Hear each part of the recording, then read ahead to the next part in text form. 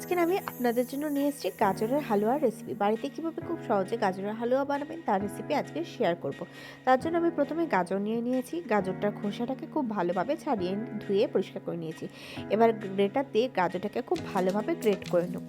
আমি এই গ্রেটারে যে মিডিয়াম সাইজের যে হোলটা রয়েছে সেটা দিয়ে গ্রেট করে নিচ্ছি।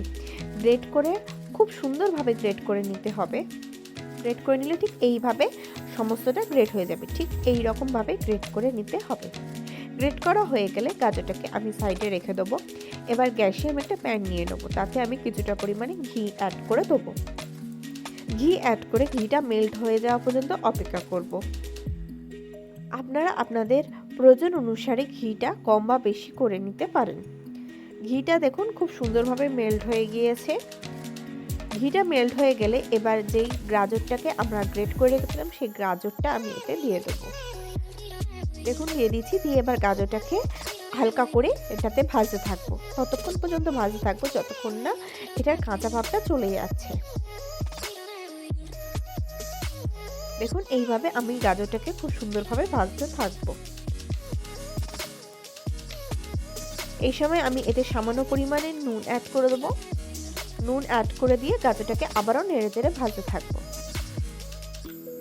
এইভাবে আমি কন্টিনিউয়াসলি গাজরটাকে ভাজতে থাকবো।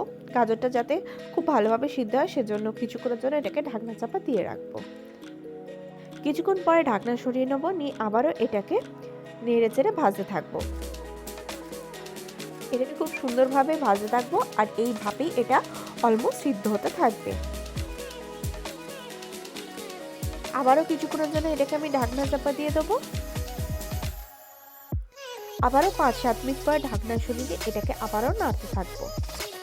এই প্রসেসে আমি কন্টিনিউয়াসলি এটাকে করতে থাকবো। এইভাবে যখন গাজরটা প্রায় অলমোস্ট সিদ্ধ হয়ে আসবে তখন আমি এতে অ্যাড করে দেবো দুধ। দুধ অ্যাড করে দুধটার সাথে এই গাজরটাকে খুব ভালোভাবে আমি মিশিয়ে নেব। দেখুন আমি খুব ভালোভাবে দুধ আর গাজরটাকে মিশিয়ে নিচ্ছি।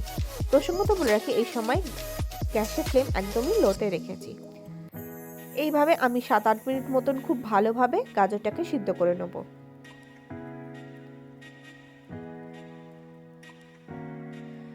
এবার আমি এতে অ্যাড করে দেবো কিছুটা পরিমাণে গুঁড়ো দুধ। আপনারা চাইলে খোয়া ক্ষীরও অ্যাড করতে পারেন। আমি এখানে 2-3 চামচ মতন গুঁড়ো দুধ অ্যাড করে দিয়েছি। দিয়ে এর সাথে খুব ভালোভাবে এটাকে মিশিয়ে নিচ্ছি। দিয়ে আবারও এটাকে খুব সুন্দরভাবে আমি কষতে থাকবো। এটাকে আমি ততক্ষণ পর্যন্ত নাড়তে চাড়তে থাকবো যতক্ষণ না সমস্ত দুধটা একদম টাইট হয়ে যাচ্ছে। এইভাবে আমি আরও বেশ কিছুক্ষণ অলমোস্ট 5-10 মিনিট নাড়তে চাড়তে থাকবো। 5-7 মিনিট মতো নেড়েচেড়ে নিয়েছি। এটাকে আমি 5-7 মিনিটের জন্য ঢাকনা চাপা দিয়ে দেবো। 5-7 মিনিট হয়ে গেছে। আমি ঢাকনা সরিয়ে নিচ্ছি। নিয়ে এটাকে আবারও নেড়েচেড়ে দিচ্ছি। দেখুন সমস্ত দুধটা খুব সুন্দরভাবে মরে গিয়েছে এবং গাজরের হালুয়াটা খুব সুন্দরভাবে রেডি হয়ে এসছে অলমোস্ট। এই সময় আমি এতে অ্যাড করে দেবো চিনি। আপনারা যেরকম মিষ্টি খাবেন সেই অনুপাতে চিনিটা অ্যাড করবেন। চিনিটা দিয়ে চিনিটা এর সাথে খুব ভালোভাবে মিশিয়ে নেব। চিনিটা দিয়েও 2-3 মিনিট মতন এর সাথে খুব ভালোভাবে আবারও নেড়ে চেড়ে নেব। 2-3 মিনিট এইভাবে নেড়ে চেড়ে নিলে তৈরি হয়ে যাবে আমাদের খুব সুন্দরভাবে গাজরের হালুয়া। এবার আমি গ্যাসের ফ্লেমটাকে অফ করে দেবো।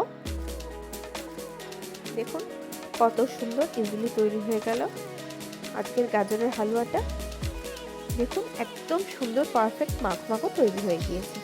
এবার এটাকে আমি পরিবেশন করে দেবো কিছুটা ড্রাই ফ্রুটসের সাথে। দেখুন কত সহজে ইজিলি তৈরি হয়ে গেল আজকের রেসিপি গাজরের হালুয়া। আশা করি আজকের ভিডিওটি আপনাদের ভালো লেগেছে। যদি ভালো লাগে অবশ্যই লাইক করবেন, কমেন্ট করবেন, শেয়ার করবেন আর আমার চ্যানেলটি অতি অবশ্যই সাবস্ক্রাইব করে নেবেন এরকম নিত্য নতুন রেসিপি সবার আগে পাওয়ার জন্য।